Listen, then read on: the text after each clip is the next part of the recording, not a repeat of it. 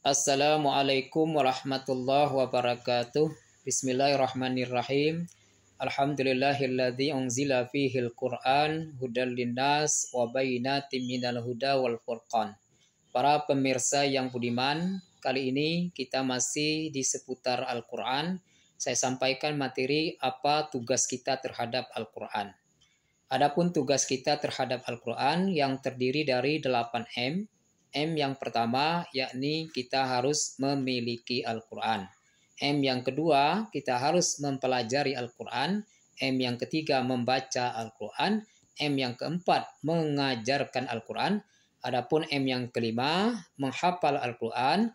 M yang keenam menghayati isi kandungan Al-Quran. M yang ketujuh mengamalkan Al-Quran. Dan M yang kedelapan yakni memelihara atau menjaga Al-Quran. Inilah tugas kita terhadap Al-Quran yang terdiri dari 8M.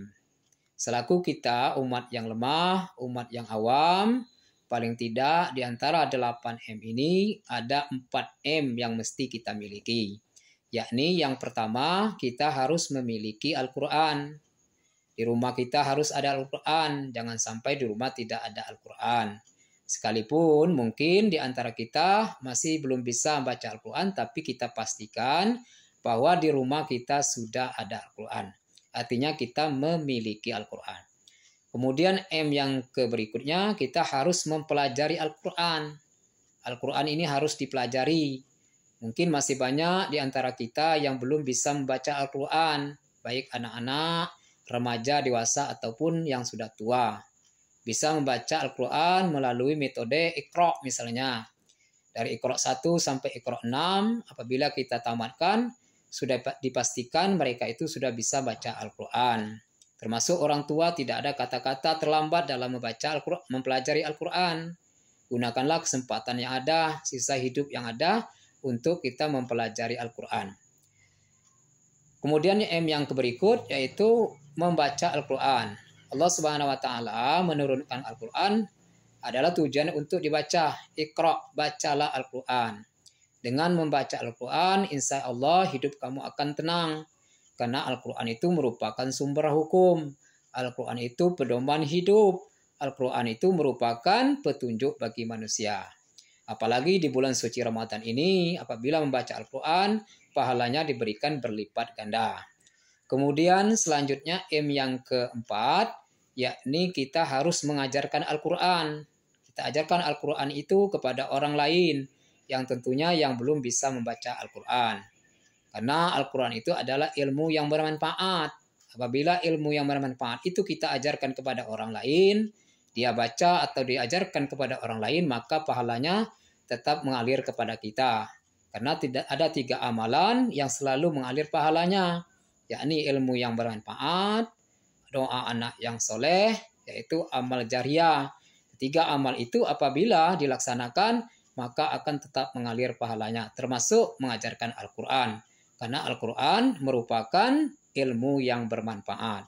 Sebaik-baik manusia adalah orang yang belajar Al-Quran dan yang mengajarkannya. Para pemirsa yang beriman, kemudian selanjutnya, kalau kita mampu, kita bisa lanjut kepada M yang berikut, yaitu menghafal Al-Quran. Kita berangsur, kalau istilah bahasa kita dusun itu sejal, dikit-dikit biarlah. Asal kita bisa untuk membaca Al-Quran, baik Al-Qurannya itu sendiri maupun arti daripada Al-Qurannya. Dengan kita menghafal Al-Quran beserta artinya, maka kita masuk ke yang berikut, kita bisa yaitu menghayati isi daripada kandungan Al-Quran. Dengan kita bisa menghafal Al-Quran, menghafal artinya, maka kita bisa menghayati isi daripada kandungan Al-Quran itu sendiri. Dan kemudian pada akhirnya kita bisa mengamalkan. Dengan tahu kita menghafal, dengan menghayati isi kandungan Al-Quran, maka insya Allah kita bisa untuk mengamalkan apa-apa yang telah diajarkan oleh Al-Quran yang diberikan Allah Subhanahu wa taala. Kemudian yang terakhir, M yang ke-8 yaitu memelihara atau menjaga Al-Quran. Mari kita pelihara Al-Quran ini, kita jaga baik Al-Qurannya itu sendiri maupun isi daripada kandungan Al-Quran. Karena saat ini banyak sekali orang mencederai Al-Quran, menghina Al-Quran. Maka tugas kita sebagai orang Muslim, orang Islam, yaitu memelihara dan menjaga Al-Quran ini. Saya kira ini mudah-mudahan ada manfaatnya. Maha benar Allah dengan segala firman-Nya. Semoga kita selalu dalam bimbingan dan lindungan Allah Subhanahu wa taala. Wassalamualaikum warahmatullahi wabarakatuh.